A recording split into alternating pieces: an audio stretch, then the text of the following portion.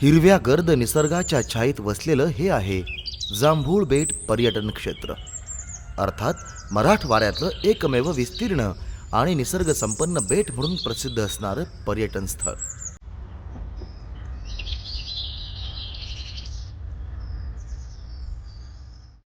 चोहोबाजूंनी नदीचे विस्तीर्ण पात्र आणि दाट वृक्षांनी वेढलेलं हे पर्यटन क्षेत्र गंगाखेड विधानसभा मतदारसंघाच्या पालम तालुक्यात आहे.